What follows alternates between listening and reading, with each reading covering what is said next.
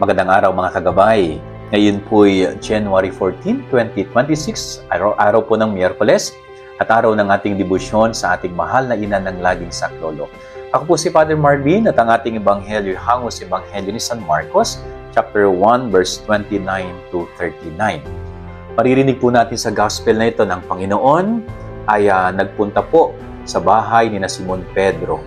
At nung siya po'y dumating doon, nakita niya na yung biyenan na babae ni Simon Pedro ay may sakit, nakaratay sa banig ng karamdaman. Siya po ay may mataas na lagnat, may sakit. Kaya nung makita ng Panginoon ang kalagayan ng biyenan ni Simon Pedro, ang ginawa po niya ay pinagaling ito. Gumaling po yung biyenan ni Simon Pedro. Pamamagitan ng kapangyarihan ng Panginoong Yesus, ay tumanggap ito ng kalakasan.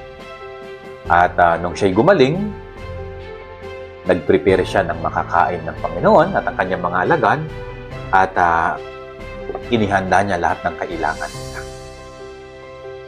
Ito po'y napakagandang paalala din sa bawat isa sa atin. No?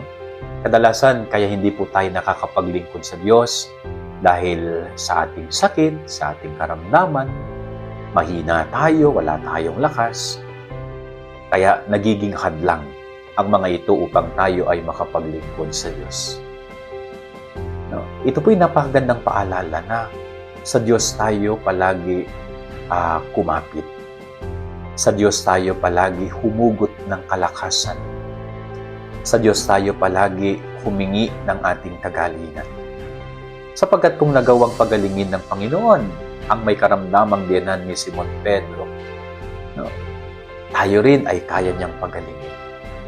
No, kung tayo ay patuloy nakakapit kay Jesus na ating Panginoong tagapagpagaling.